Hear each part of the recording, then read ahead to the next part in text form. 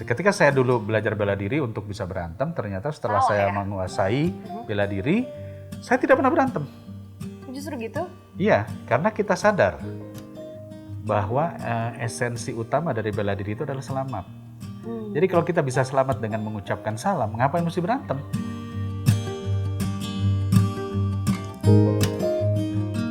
Berjumpa lagi dengan saya Anastasia Pradita dalam program One Day With. Di zaman seperti sekarang ini banyak sekali publik figur yang beralih haluan profesi ke dunia politik. Mulai dari legislatif sebagai wakil rakyat dan juga eksekutif sebagai kepala daerah. Nah, tokoh inspiratif kita yang satu ini sudah lama meninggalkan dunia entertainment dengan fokus sebagai anggota dewan. Kira-kira apa alasannya ya? Yuk langsung aja kita temuin di One Day With Dede Yusuf.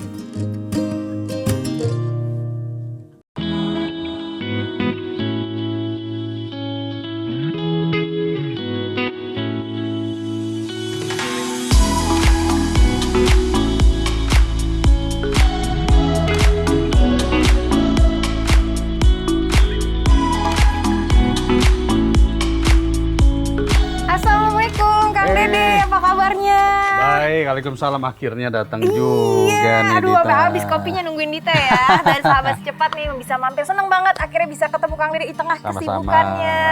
Akhirnya bisa ketemu YouTuber paling populer se-Cipete Raya ini Se-Cipete Raya. Ada Mr. Parlemen di sini. Hai, halo. Biasanya ketemu pejabat publik kan serius gitu ya. Ini tapi karena lihat vlognya lucu-lucu, jadi bawaannya santai. Padahal kerjaannya serius, tapi di YouTube-nya kelihatannya santai banget. Ya, kerjaan kita harus serius ya, kita memperjuangkan hak-hak rakyat. Tapi kita juga harus bekerja juga dengan cara yang kalau saya katakan entertain. Mengapa? Karena sekarang ini namanya sudah zamannya entertainment, sehingga kita membentuk politik menjadi politainment. Ada istilah baru juga ya. Gitu. Jadi sekarang kesibukannya kebanyakan bikin konten dong. Enggak juga. Semenjak kita WFH, Dita, kan hampir semua orang boleh dikatakan kerja di rumah ya. Menteri kerja di rumah, semua kerja di rumah. Lebih aman begitu. Kita lebih banyak bekerja ya di rumah, di meja kerja, di office, di meja makan. Sisa waktu yang tidak terpakai untuk rapat-rapat kerja, saya mau ngapain ya? Akhirnya kan mengisi katakanlah undangan-undangan webinar, undangan-undangan live IG story, YouTube semuanya, dan sebagainya. Kenapa nggak kita bikin aja? Jadi saya bikinlah gitu. Oke, ini mau ngajakin flashback nih ke masa keartisannya Kang Dede nih. Masih ingat gak sih? Awal pertama karirnya gitu kan. Dulu katanya ceritanya sempet sampai semester 7 kuliah, terus akhirnya berhenti karena harus serius membangun karir keartisan. Bener gak sih? Ya, jadi saya kalau dibilang jadi artis itu sejak tahun 1980, ya 80 lah, 81, 82 saya sebagai artis ya. Karena latar belakang saya tentunya adalah anak dari orang tua artis. Mau tidak mau saya dekat dengan orang-orang dunia seni. Nah, saya fokus menjadi artis, sebetulnya berawal dari model, peragawan. Itu 83, 84, 85, kemudian 86 saya mulai diajak film Catatan Si Boy. Nah itu terganggu tuh kuliah. Catatan Si Boy, Boy 1, Boy 2, terus kemudian beberapa film berikutnya. Saya harus pilih kuliah atau main film. Nah itu semester 7 akhirnya saya cuti, walaupun katanya sayang dong tinggal setahun. Iya, tapi kan saya ditawarkan pada kontrak. Kalau kontrak kan begitu kamu sign kontrak, kamu harus komitmen. Gak bisa kita peran utama, masa kita mengatakan tunggu gue kuliah dulu ya, nggak bisa. Oh iya, katanya dulu itu justru awalnya seorang taekwondo gitu kan, atlet gitu awal karirnya juga taekwondo. Kan. Tapi itu karena dulunya nakal, katanya suka berantem segala macam, dia disalurkan ke dalam taekwondo. Itu gimana ceritanya sih? Bukan suka, emang hobi kan. Yang penting saya tidak narkoba. Saya nggak ngerokok, saya tidak narkoba, saya tidak minum minuman keras. Hobi saya berantem, memang dulu hobi berantem. Ada ya hobi berantem ya? Iya, karena dulu dibully. Sering dibully, kita kan jadi dendam. Saya belajar bela diri. Nah, ketika belajar bela diri, saya cari lagi yang ngebully saya gitu. Kira-kira begitulah kisahnya ya. Sampai akhirnya saya jadi atlet taekwondo, atlet DKI, atlet nasional, atlet prapon. Sampai akhirnya saya ditarik ke film-film action. Oke, perjalanan hidup sebagai seorang atlet taekwondo kayaknya mengantarkan banyak nih ke dunia acting gitu ya? Iya, saya Sebetulnya kalau acting itu saya sudah mulai sejak saya masih SD, kemudian saya SMA, kuliah saya sudah acting. Tapi kan itu semua film-film drama yang saya nggak suka sebetulnya film-film drama. Nah karena hobi saya adalah action, Berantem bukan ya? ketika ada tawaran film remaja bergenre action, nah itulah yang membuat saya suka dan akhirnya saya hampir semua film-film saya identik dengan action. Nah itulah yang membuat saya fokus mengasah diri saya untuk menjadi seorang bintang action. Ya terus jadi bintang action, jadi nggak jadi atlet deh. Tapi tetap aja kan dari pelajaran-pelajaran yang dapetin dari taekwondo jadi dasarnya Tentu untuk jadi itu bintang jadi. laga. Sampai sekarang masih bisa? Ah, dikit-dikit lah. Oh. Oke, mau masuk ke dalam? Ayo silakan. Oke, udah di ruang tamunya Kang Dede, udah lebih enak ya, lebih adem ya. Hari ini juga cuacanya lagi bagus loh, nggak hujan. Alhamdulillah ya, selama beberapa waktu kan hujan terus ya. Hari ini dengan kehadirannya Dita, matahari bersinar terang. Wow, langsung cerah begitu ya.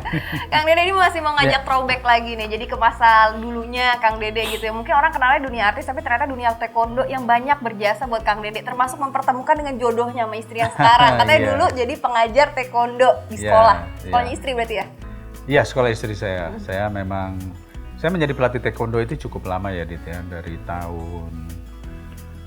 mungkin tahun 88 ya. Tahun 88 saya menjadi pelatih taekwondo di beberapa sekolah, SMA 6, SMA Pangudi Luhur, SMA Tarakanita, SMA PSKD 4. Pangudi Luhur itu karena saya diminta oleh anak-anak PL melatih di situ. Nah, dari Pangudi Luhur diminta oleh Tarakanita ngelatih di Tarakanita. Nah, Tarakanita nih isinya kan cewek semua. Ya saya ngelatih di situ berapa tahun lah, akhirnya sampai murid-murid saya menjodohkan saya dengan anak-anak Tarakanita. Tapi saya punya komitmen, saya tidak mau anak taekwondo karena saya tidak boleh pagar makan tanaman, saya bilang gitu. Nah, serem juga kalau berantemnya tiba-tiba langsung kayak pertandingan nanti. Jadi akhirnya saya dikenalin dengan orang-orang dari ekskul lain. Salah satunya adalah istri saya itu, dia ekskulnya drum band. Nah, ya udah, saya bilang oke, namanya dijodohin ya, gitu. Uji coba, ternyata cocok gitu ya, karena kan drum band latihan sebelah sana, kita taekwondo latihan sebelah sini kan, tatap-tatapan dari jauh lah, kira-kira gitu. Sampai menikah akhirnya. Wow, panjang ya ceritanya, itu berawal dari taekwondo. Berarti sebenarnya kalau dilihat taekwondo ini sudah bisa mengantarkan sebagai aktor laga, kemudian mendapatkan jodoh gitu, dan sekarang juga mengurusi bidang olahraga juga di DPR. Jadi artinya banyak hal yang bisa didapat dari taekwondo. Dari awalnya mungkin kenakalan, suka berantem gitu, asal ditaruh ke tempat yang tepat. Betul.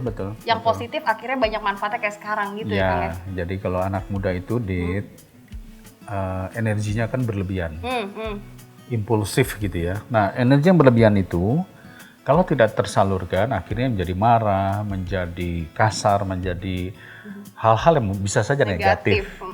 Ketika saya dulu belajar bela diri untuk bisa berantem, ternyata setelah saya menguasai bela diri, saya tidak pernah berantem. Justru gitu? Iya, karena kita sadar bahwa esensi utama dari bela diri itu adalah selamat. Jadi kalau kita bisa selamat dengan mengucapkan salam, ngapain mesti berantem? Gitu ya. Buang energi dong. Buat defense juga ya, bela diri bukan untuk melawan gitu ya. Iya, kan tujuannya mencari selamat. Dan membela yang lain yang lemah. Jadi bukan membela diri kita sendiri, tapi membela yang lain.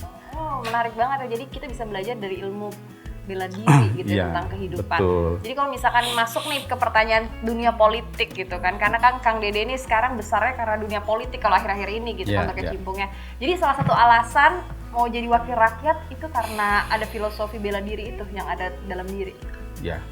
Jadi ketika kalau di dalam politik ini kan orang macam-macam ya. Ada yang mantan aktivis, mantan pengusaha, mantan macam-macam ya. Semua dengan latar belakang dan semua memiliki nilai-nilai perjuangannya masing-masing. Nah, nilai perjuangan saya karena esensinya saya dua. Artis bintang film, saya punya penggemar. Kedua, saya orang bela diri. Ada nilai-nilai ksatria yang diajarkan. Jadi oleh karena itu, dalam proses perjalanan saya juga harus melihat siapa yang akan saya perjuangkan. Penggemar saya ini bukan kaum borju. Penggemar saya ini adalah orang-orang yang segala lapisan sih ya. Segala lapisan ya, mungkin lebih banyak yang berada pada lapisan-lapisan yang kurang beruntung. ya tentu kita harus memperjuangkan mereka. Kedua, saya tadi sebagai orang bela diri punya nilai-nilai kesatria. Nilai kesatria berarti apa? Ya tentu kita harus melawan ketidakadilan. Kita harus melawan otoritarian, ya kan? Kita harus melawan hal-hal yang sifatnya Diktator gitu. diktator, ya, menekan dan sebagainya. Itulah yang kita perjuangkan melalui DPR. Gitu. Wah, menarik nih, karena Kang Dede ini adalah salah satu bukti legend yang bertahan ya sampai sekarang ya, berarti dari tahun 2004. Kalau misalkan lihat dari karir awalnya jadi wakil gubernur Jawa Barat, kemudian juga sempat mencalonkan diri jadi kepala daerah juga di Jawa Barat, dan ternyata hasilnya belum berhasil gitu ya Kang ya. Nggak kapok kah terus bertahan dan juga berusaha di bidang ini gitu, di dunia politik? Ya. Jadi Dit, kalau dalam dunia film, saya bicara dunia film, dunia bela diri itu suatu hal yang sangat saya kuasai. Ketika kita berbicara dalam dunia film, emang ada orang tahu mau bikin film sukses kayak apa? Gak ada yang tahu rumusannya, Dit. Gitu ya, atau booming gitu. Nggak bisa. Semua film ketika dibuat berharap akan sukses. Tapi dalam prosesnya, macam-macam, bisa selera berubah, jam tayang berubah, yang mestinya muncul diharapkan booming, muncul film Marvel, kebabat habis, macam-macam gitu ya. Jadi buat seorang pembuat film nggak ada kata istilah gagal. Yang ada adalah kita belum berusaha lebih baik lagi. Dalam dunia politik juga harus begitu. Kita nggak boleh kecil hati, nggak boleh mengatakan wah saya kalah. Enggak dong. Saat itu karena berbagai faktor kan, ada faktor eksternal, faktor internal, uangnya kurang bisa juga begitu. Jadi banyak faktor, Dit. Dan jangan pernah merasa bahwa kita gagal memperjuangkan diri kita sendiri. Bukan, kita selalu kalimatnya, kita gagal ingin berjuang bagi orang lain. Kan tujuannya kita maju adalah berjuang bagi orang lain, bagi rakyatnya, bagi pendukungnya gitu loh. Apapun jabatannya, apapun yang dilakukan. Nah termasuk ada yang mungkin baru tahu juga nih jabatannya lagi diemban sebagai wakil Ketua Kuarnas ya. Oh, wakil Ketua Kuarnas. Sampai sekarang ini baju lagi coklat-coklat seperti pramuka juga nih, Kang Dede ya. Iya, memang tadi saya dasinya yang lupa saya siapin tadi. Kayak kacu ya namanya ya. Kacu.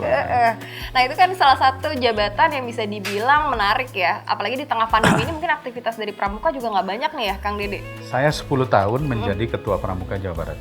Kuarda ya berarti ya? Kuarda Jawa Barat.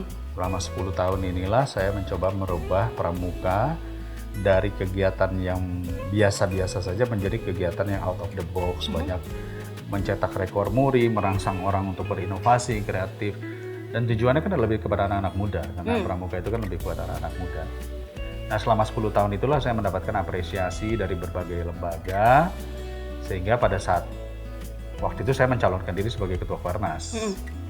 Tetapi saya lihat kemudian ada Kak Budi Waseso, orang yang juga prestasinya luar biasa, jadi ya sudahlah. Saya bilang, saya gabung sama Kak Budi Waseso, saya jadi wakil Ketua Kuarnas sampai sekarang. Ya baru dilantik nggak lama kita bermasalah juga karena pandemi, sehingga banyak kegiatan-kegiatan yang mestinya bisa kita lakukan, sekarang kan di stop semua, kegiatan ekskul dan pendidikan di stop semua. Padahal namanya pramuka kan aktivitasnya kebanyakan di luar ruangan, outdoor, ada perkumpulan banyak anak gitu ya.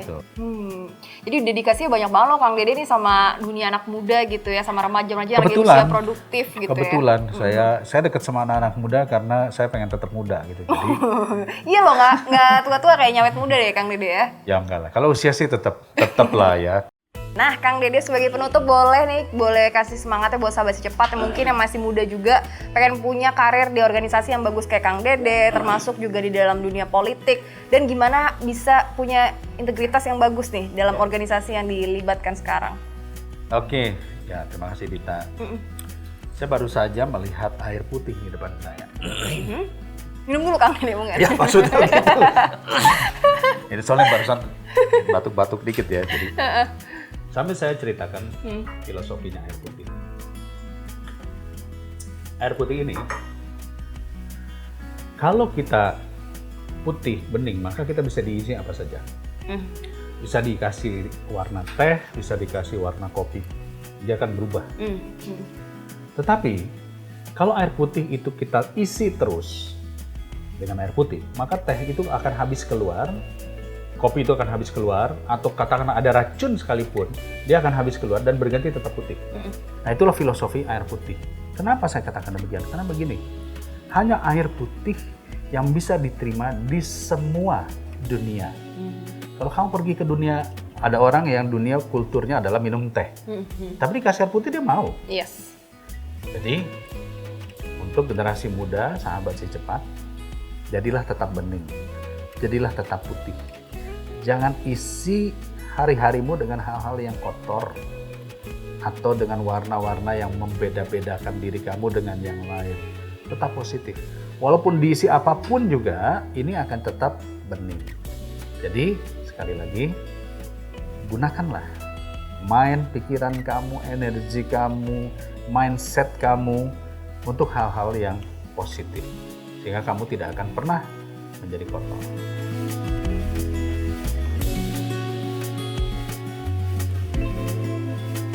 Oh, tepuk tangan nih buat Kang Dede. Luar biasa banget filosofi dari air putih. Sekarang mungkin air teh bisa bikin lagi Itu buat filosofinya. kamu. Jadi menarik sih sebenarnya filosofi dari air putih ya. Jadi dimanapun kita tempat bisa diterima orang karena kita Betul. punya energi yang positif itu ya. Dari air putih yang istilahnya mau dikasih air apapun, kalau kita isi terus sama hal-hal yang positif, kita akan selalu bisa diterima orang. Betul. Gitu ya. Terima kasih Kang Dede. Terima kasih, sama-sama, Pengalaman dan Dita. juga kebijaksanaannya juga jadi pelajaran buat kita yang masih muda. Ide kita mungkin boleh bagus, eksekusi harus tetap belajar sama yang lebih senior nih. Dalam kehidupannya banyak kebijakan yang kita bisa pelajari. Thank you banget Kang Sama-sama, Dede. Dita. Sehat-sehat terus. Ditunggu Kamu juga kontennya sehat terus ya. Mr. Parlemen. Mr. Parlemen ya. Oke. Oke, kita pamit dulu. Terima kasih. Makasih sekali lagi ya. Oke, buat sahabat si cepat, terima kasih banyak. Sampai jumpa dalam kesempatan lain. Sampai jumpa. Bye.